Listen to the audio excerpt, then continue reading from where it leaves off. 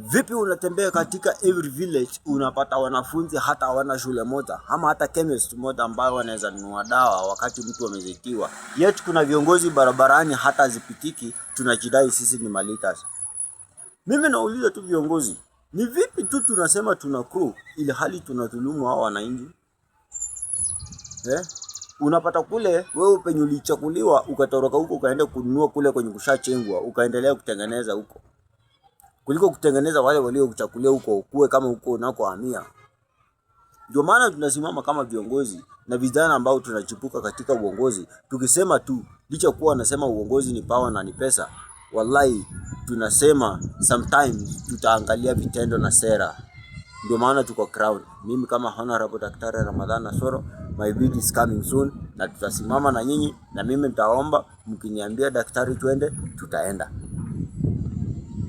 Penye tu nilikuwa nimejitolea na ninaenda na najua mko nyuma yangu na tutaenda na tutamake it. Tunataka tuinuane mwananchi kwa mwananchi, boma kwa boma, tirani kwa tirani. Hakuna nani, hapana. We need to have that common. Tunataka wanafunzi wetu pale mtaani, mama zetu, usitembea tu ngangano unaenda bali kupata hospitali. No.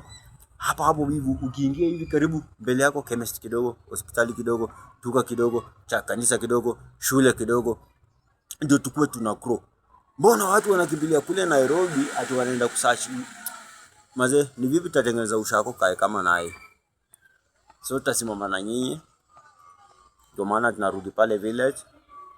Tunaomba sana wamama kwa wazee, vijana kwa wazee, wavulana kwa wasichana, ndugu kwa matata, familia kwa maadui, tushikane mkono na tuangalie malengo ya Daktari Ramadhan Nasoro.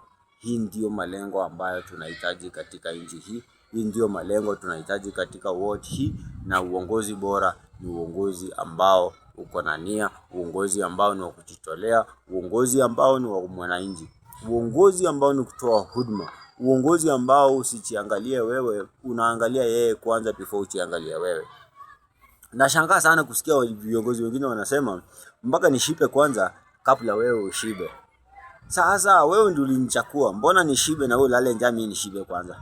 Lazima tushibe, ushibe, nishibe. Hivyo ndio inafaa ikuwe. So uongozi wangu utakuwa imara, uongozi wangu utakuwa ule ambao ni kuangalia mwananchi, uongozi wangu utakuwa ni ule ambao ni wa kufanya kazi. So kura zenu mimi nawaomba tu sana, tusimame, tuweke ahadi katika roho, ahadi katika nyoyo zetu, na tuseme Daktari Ramadhan tosha. Si ndio? Pack up ni nyinyi.